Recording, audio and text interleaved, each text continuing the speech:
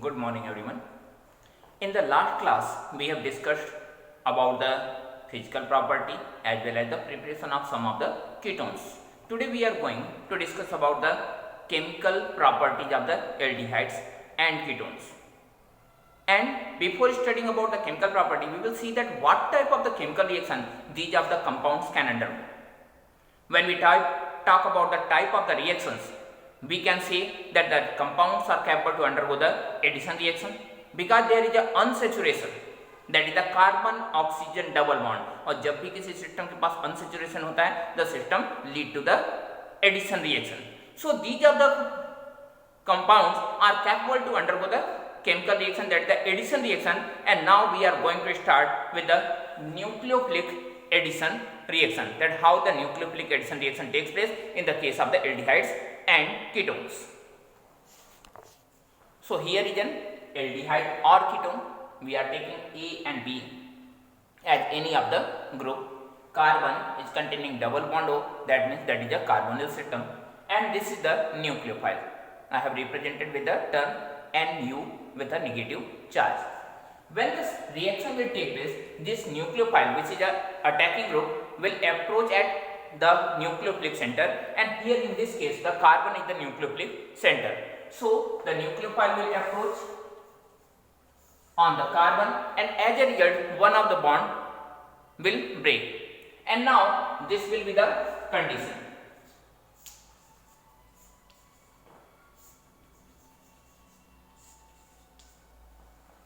And now this compound, this species will approach with the counter on the ion of the nucleophile. If we are considering that the nucleophile is containing H plus ion as a counter ion, then this H plus will be approached by the oxygen and it will form A, B, C, O, H, N, U. And this is the addition product, and the reaction is called the nucleophilic addition reaction. A very simple reaction. We are going to take some of the examples of the nucleophilic addition reaction, that is the reaction with some of the different species, and we are going to start with the reaction of HCN, that is the hydrogen cyanide. So here it is a aldehyde or ketone, that is the carbonyl system, and this is the hydrogen cyanide. The hydrogen is containing positive charge and cyanide is containing the negative charge. That means the cyanide is a nucleophile. So the cyanide will approach at the nucleophilic center, that is the carbon, and due to the process the negative charge will appear on the oxygen, and that negative charge will approach at the hydrogen, and as a result your compound will be an addition product, that is OH and CN, or addition product.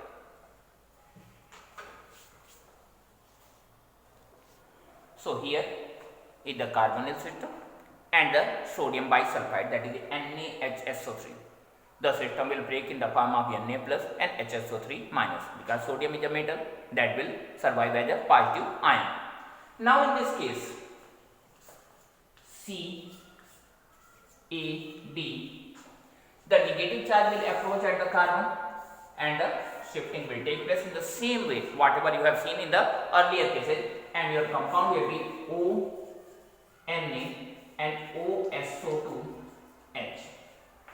Here you can see that the sodium is approaching on the oxygen, and whatever the ion is generated here, that is the alkoxide ion, that is not resonating the charge, because there is no any condition for the resonance for that charge, that means this oxygen.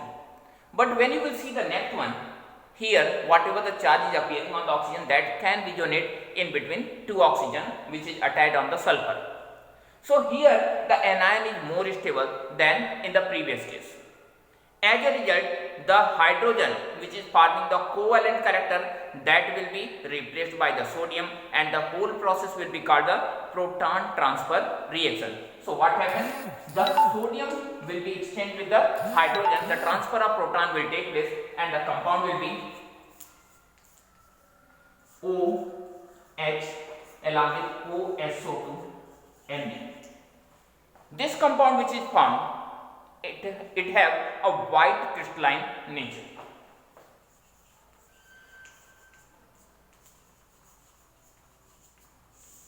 And having white crystalline nature, the reaction is capable to identify whether your compound is carbonyl system or not. So sodium bisulfide test is the test for identification of the compound, whether your compound is carbonyl system or not, whether your compound is aldehyde or ketone or not. If it will be aldehyde and ketone, it will give a white crystal, and if it is not aldehyde or ketone, it will not give any of the white crystal.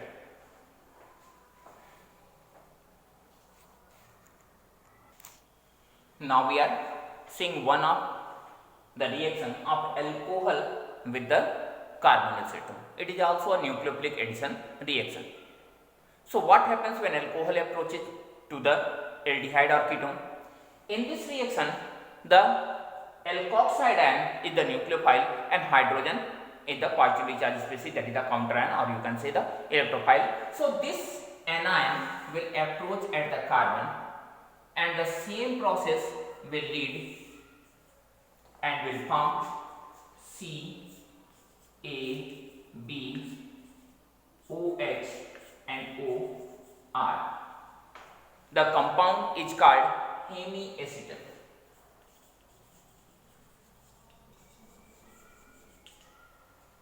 If you will treat this compound again with the same alcohol, ROH we are taking, you can take any of the other alcohol, then the compound will be A, B, C, OR and again OR.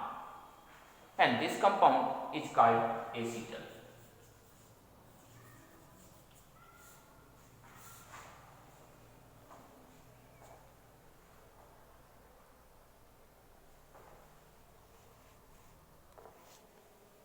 Now we are going to see the reaction of ethylene glycol with the carbonyl system.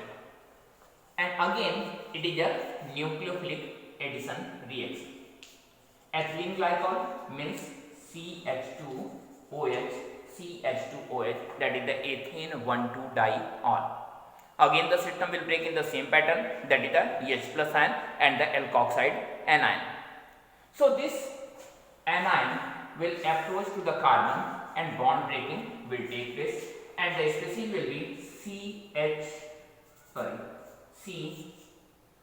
CO, this oxygen, okay, or we can take this oxygen. I am taking this one. Then CO, CH2OH. So this is the CH2OH, and the next oxygen is surviving as an anion, and one hydrogen is removed from here, one hydrogen is surviving as a H plus ion till this step. In the next step, this anion will approach at the carbon and the hydroxyl group will break. And when this type of the movement will take place, a cyclic species will be found by the system, and the species is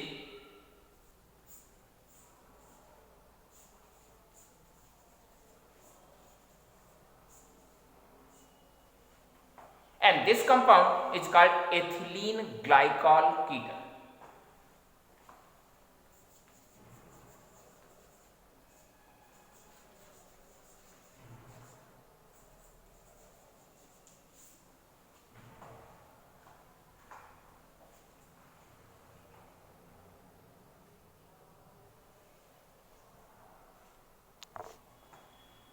Now we are going to take one more example of the nucleophilic addition reaction, that is the reaction of ammonia derivative. And in this reaction again the same steps will be followed, same reaction will be followed by the system. And if the same reaction is taking place, then in that condition you can see this compound, that the aldehyde will undergo addition reaction to form this addition product. But when you will heat this material, after heating, the loss of water will take place. One of the hydroxyl group from here and one of the hydrogen from the next species will be lost by the system, and after losing it will make another compound, and this is the C double bond N Z along with water. So this is the product which is formed after the loss of water. But what is this compound? What is the value of Z?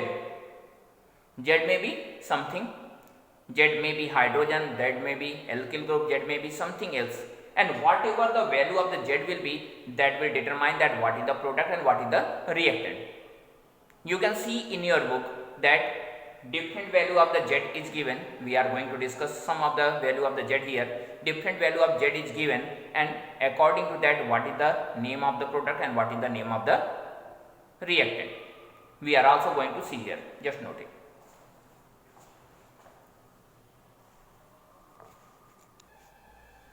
So here we are seeing some of the value of Z. Here we have taken some of the value. The hydrogen, if the Z is hydrogen, if the Z is an alkyl group, hydroxyl group, amine, or the other group. So what happens if the value of Z is H? If Z is H, then your reactant will be called ammonia. You know well, NH3 is ammonia, and whatever the product will be formed, that will be called imine. I-M-I-N-E, imine. That is the substituted product. You can call this compound will be double bond NH. This will be the compound. Now, when you will see the alkyl group, surely the compound will be called the primary amine. And whatever the product will be formed, that will be called the substituted amine. That is also known as shift reagent.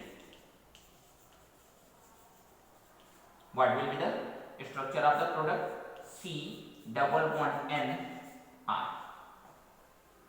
That is called the substituted amine, or that is called the shift reagent, a well-known reagent which is used for the identification of the carbonyl system. Whether it is carbonyl or not, you can identify with the help of the escape reagent.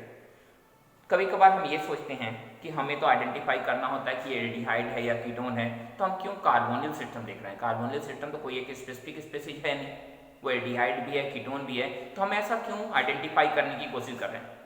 Actually when you will see the ketone, there's no any specific reaction in your book to identify the ketone, whether it is ketone or not. So what we do, we identify whether it is a carbonyl system or not. If it is a carbonyl system, it will be aldehyde as well as ketone, and then we will identify whether it is aldehyde or not, because we have some of the reactions which can identify whether the compound is aldehyde or not. And if that compound is aldehyde, surely that is aldehyde, no problem. But if that is not an aldehyde, so as you have already identified that the compound is carbonyl system, that is either aldehyde or ketone, so if that is not aldehyde, that must be a ketone. So these are the reactions are used for identification of the ketone.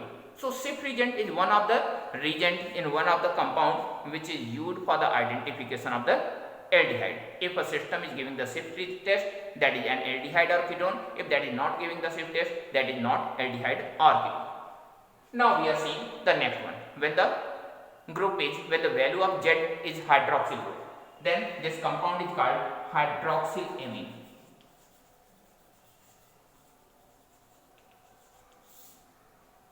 Okay, and this hydroxyl amine is also known as hydrazine.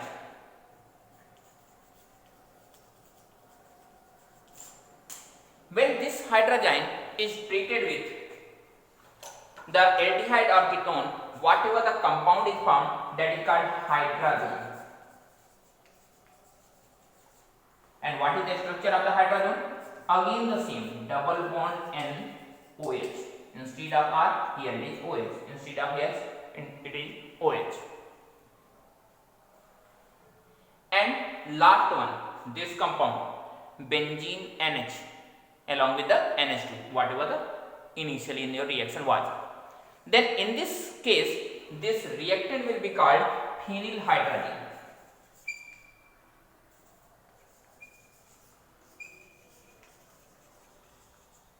And product is called phenylhydrazone. So this is the phenylhydrazine and the product is the phenylhydrazone.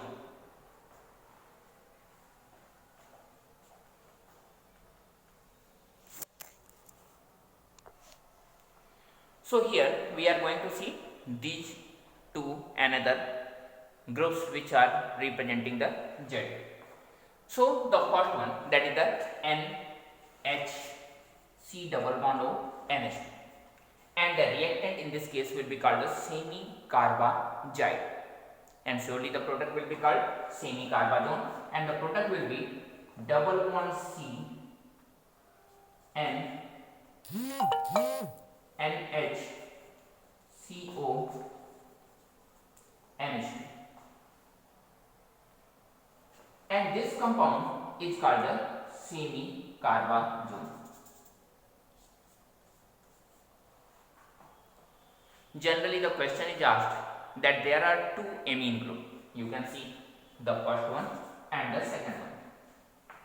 But during formation of the semi-carbazone, only one amine is taking part. Why it is so? Why only one NH2 group is taking part? Why the next one is not capable to take the part in the reaction? When you will see the condition, ये देखिए पहला, this is the lone pair, pi electron, pi sigma pi, that is the conjugation. और अगर कोई system conjugation होता है तो वो जाना जाता है अपने resonance capability के लिए. That means the system is capable to show the resonance, and if the resonance will take place, surely there will be lesser chance for the reaction. Then because of the resonance stabilization, one of the NH2 is not taking part in the nucleophilic addition reaction or not taking part in the formation of the semi-carbazone, whereas the next nitrogen is not in conjugation, and if it is not in conjugation, that is not capable to take part in the reaction. So this is the real condition for the conjugation, for the one of the species, one of the NH2 unreactive. Now we are going to see the next one, and this is the